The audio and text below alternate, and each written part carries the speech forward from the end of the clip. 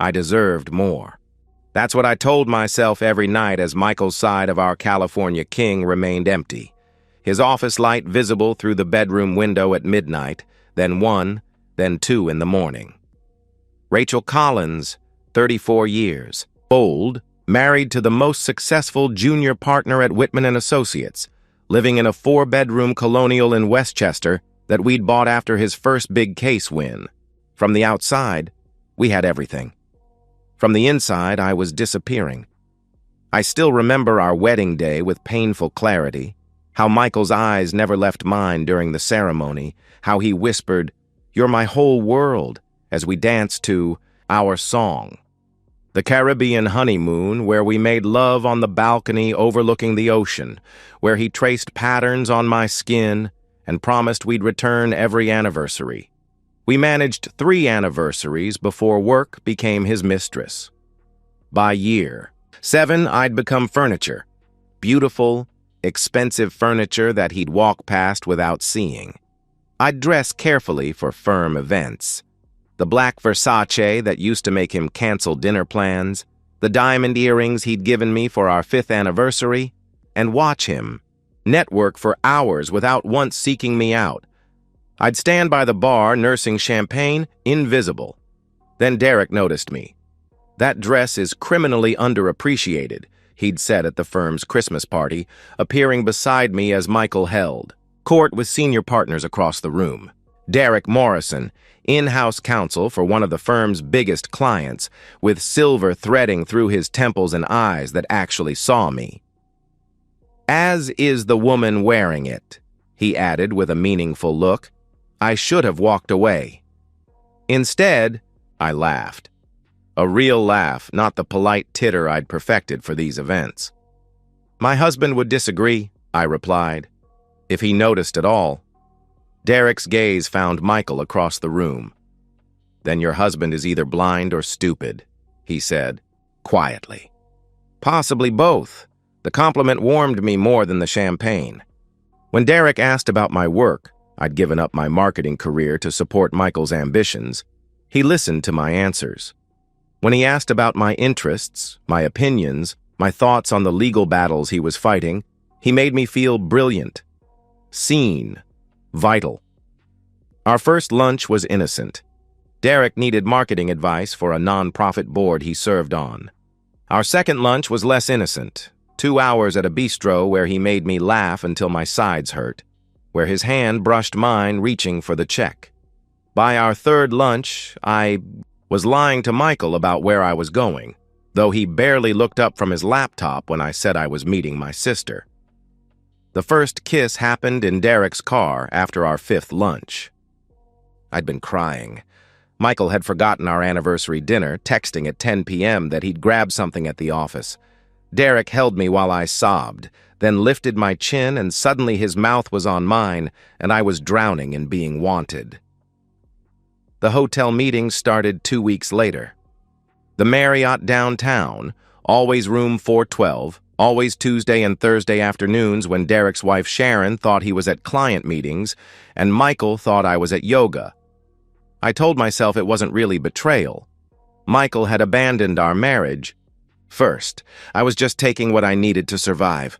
I became an expert at deception. Separate credit card for lunches and lingerie, passcode on my phone, perfume samples in my purse to mask Derek's cologne. Tuesdays and Thursdays became the highlight of my week, the only times I felt alive. Derek made me feel 25 again. Desired, fascinating. 3 months in, I was addicted. To the secret texts that made me smile during lonely dinners. To the way Derek's face lit up when I walked into room 412. To the thrill of my double life. I'd perfected my cover story, my alibis, my ability to slip between worlds. Michael suspected nothing because Michael noticed nothing. He was too buried in depositions and briefs to see that his wife had become someone else entirely. I thought I was so clever, so careful. I was so completely, catastrophically wrong. Michael hadn't smiled at me like that in 2 years. Real excitement animated his face as he set the envelope on the breakfast table, practically bouncing on his heels like the man I'd married. "What's this?" I asked, setting down my coffee. It was Saturday morning, the one day Michael usually slept in, but he'd been up before me, showered and dressed. "Open it," he said, his grin widening. Inside were 2 tickets for a 5-day Caribbean cruise. First-class cabin departing in 3 days, the same cruise line we'd taken for our honeymoon. Michael. I stared at the tickets, my throat tight, with an emotion I couldn't name. Guilt? Hope? When did you... "I know I've been absent," he said, sitting beside me and taking my hand. When had he last held my hand? "Work has consumed me, but I want to fix this. Fix us. 5 days, no phones, no work, just you and me. Like the beginning." My eyes burned with tears. This was what I'd wanted, what I'd been begging for silently for years. "But the Patterson case..." I started to protest. "Jerry's covering it," he interrupted. "I've already arranged everything. I love you, Rachel. I know I haven't shown it lately, but I do. Let me prove it." The next 3 days passed in a blur of shopping and preparation. I bought new dresses, new lingerie, got my hair colored and styled. I agonized over telling Derek, but finally sent a vague text about a family emergency. He was irritated, but understood. We'd have time when I returned. At the port, Michael kissed me goodbye with strange intensity. "Enjoy yourself," he said against my mouth. "Really enjoy yourself? You deserve this." "Aren't you coming aboard to see the cabin?" I asked, but he was already stepping back. "Traffic was horrible. I need to get back for one last meeting," he explained. "But I'll text you. Have fun, baby." The kiss lingered on my lips as I boarded, pulling my suitcase through the opulent corridors. The cabin was perfect. Balcony overlooking the ocean, champagne chilling in a bucket, rose petals scattered on the king bed. I kicked off my heels, poured a glass, and stepped onto the balcony to watch the port disappear. The knock came as I was unpacking. Room service, I assumed, maybe chocolates or another romantic surprise from Michael. I opened the door with a smile. That froze on my face. Derek stood in the hallway with a suitcase. "Rachel," he said, his face going white. "What are you doing here?" "What am I?" "What are you doing here?" I demanded. "This is my cabin. My husband." The words died as Derek held up a key card, the same number as mine, 412. "That's impossible," I said, grabbing his card and comparing it to mine. Identical. "There must be a mistake." "Sharon surprised me with this cruise," Derek said slowly, stepping inside and closing the door. "Said she won it in a charity auction? First-class cabin? 5 days?" We stared at each other as understanding crashed over us in a horrible wave. "No," I said, sinking onto the bed. "No, no, no. This is a coincidence, a mix-up." Derek was already at his phone, but there was no signal at sea. He threw it on the nightstand. "Sharon doesn't bid on charity auctions," he said grimly. "She hates cruises." "Michael hasn't taken a vacation in 3 years," I replied, my voice sounding hollow. "He kissed me goodbye. He said I deserved this." "Goodbye," Derek repeated, his face going gray. "Not see you later. Goodbye." I fumbled for my phone, managed to connect to the ship's Wi-Fi. A string of notifications flooded in. My bank app. "Your checking account has been closed." Credit cards. "This account has been terminated." An email from Michael's lawyer, with the subject line, "Dissolution of marriage, initial filing." "Oh, God," I whispered, unable to breathe. "Oh, God, Derek." He was staring at his own phone, his face twisted with rage. "My accounts are frozen," he said.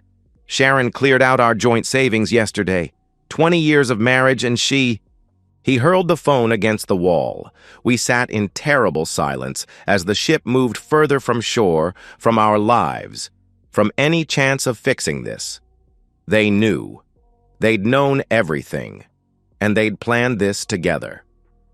Room 412, I whispered. How did they know about room 412? Derek's laugh was bitter. Does it matter? He asked. We're trapped on this floating prison for 5 days while they dismantle our lives. I thought about Michael's smile, his excitement. Not the smile of a man saving his marriage, but the smile of a man who'd already won.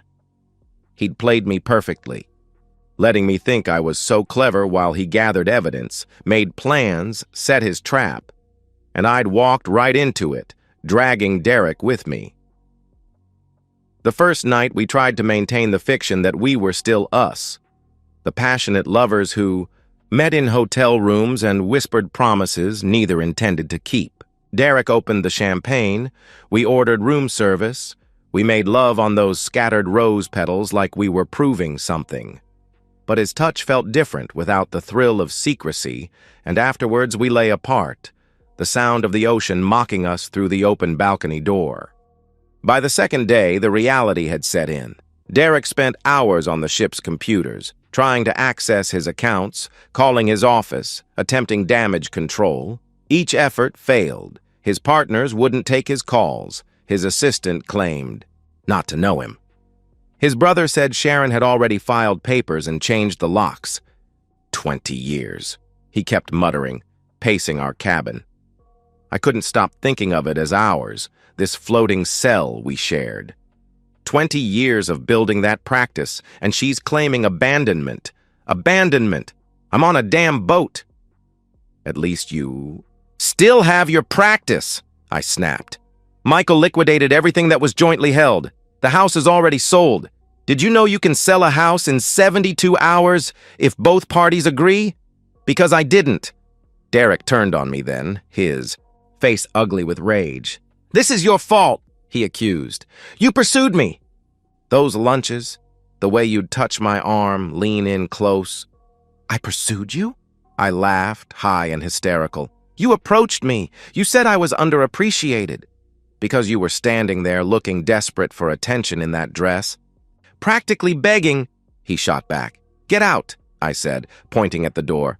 Find somewhere else to sleep. Where exactly should I go, Rachel? He asked, his smile cruel. This is my cabin, too. Our cabin. The one they booked for us special. Room 412. Our favorite number. I realized then that I didn't actually know Derek at all. The man I'd constructed in my mind, sophisticated, caring, my salvation from a lonely marriage, was a fiction. This Derek, the real one, was petty and selfish and blamed everyone but himself when things went wrong. How had I not seen it? How had I thrown away my marriage for this stranger? The third day, I tried calling anyone who might help. My sister went straight to voicemail. Later, I'd learned Michael had sent her screenshots of my texts with Derek, the explicit ones where I'd described what we did in that room. My mother answered, but only to say she was too disgusted to speak to me. My best friend Caroline listened for 30 seconds before saying, "You made your bed, Rachel," literally. Derek fared no better. His children wouldn't answer. His wealthy clients were unavailable. Even the colleague he'd covered for during a messy divorce sent him a 2-word text. Karma's real. We were pariahs, and we were trapped together in paradise. Other couples walked by our cabin holding hands, laughing, celebrating anniversaries and honeymoons while we plotted revenge we couldn't execute and made plans we couldn't fulfill. When we get back, Derek said on day 4, we'll sue them. Conspiracy, theft, emotional distress.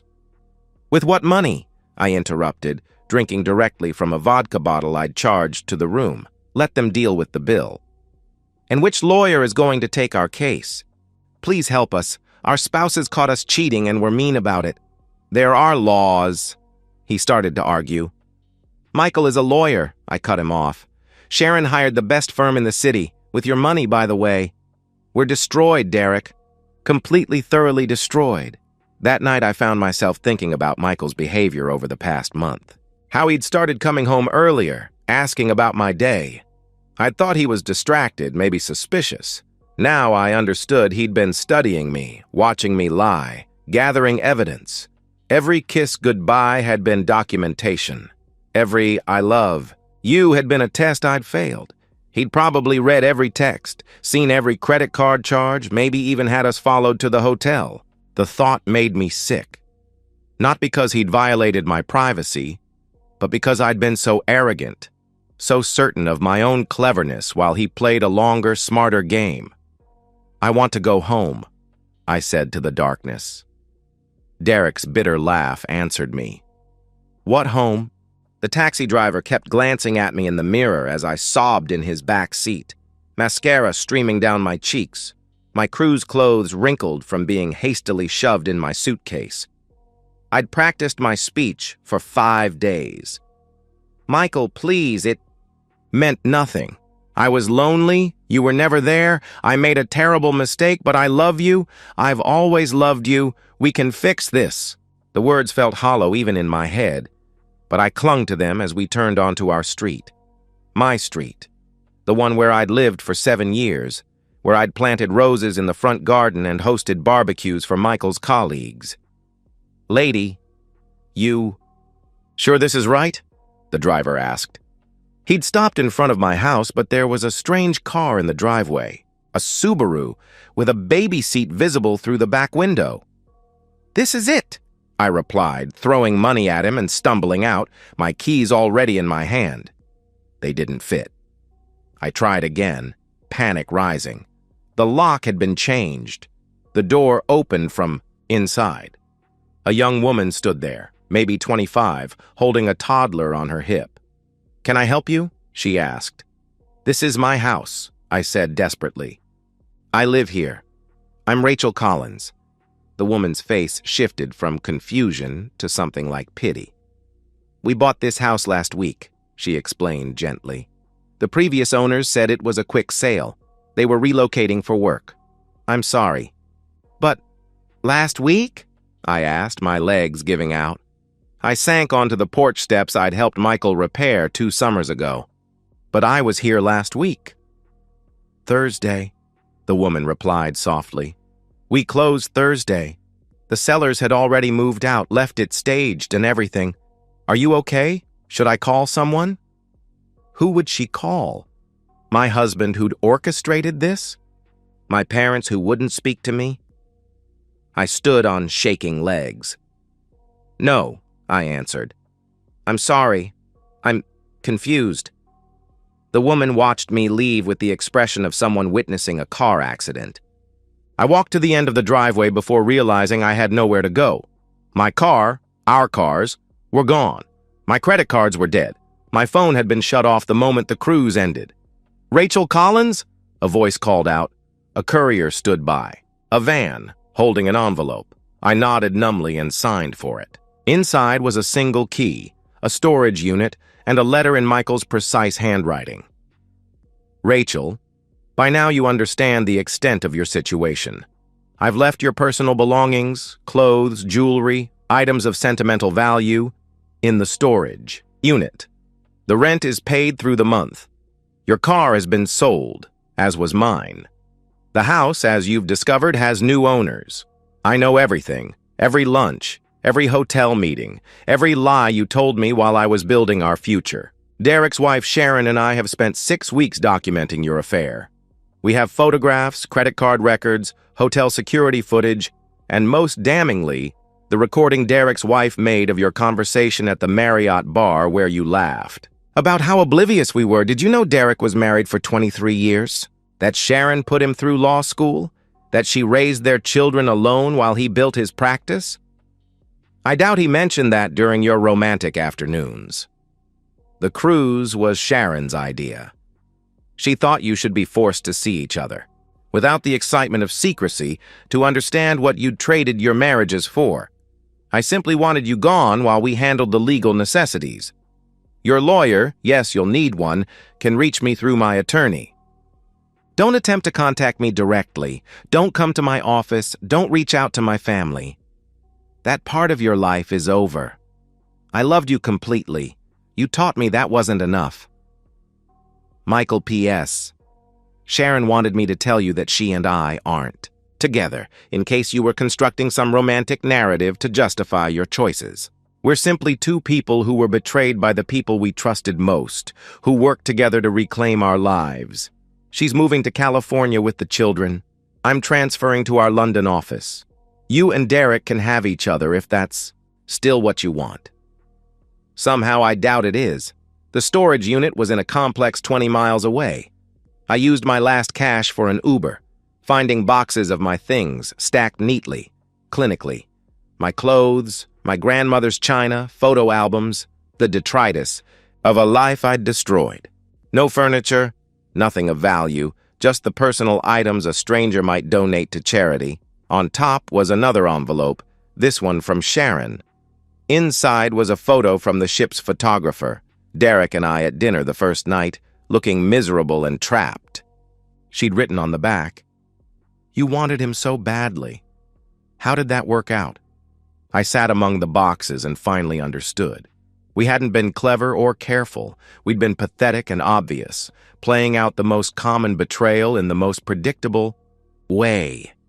Michael and Sharon had seen everything, planned everything, and executed justice. They'd won before the game even started. 6 months later, I stocked shelves at Target from midnight to 8 a.m., living in my childhood bedroom while my parents remind me daily of my failures through their silence and disappointed looks. The divorce was finalized last month. I got nothing except debt from the credit card I'd used for hotels and lingerie. Michael's lawyer was better, his documentation complete, his strategy flawless.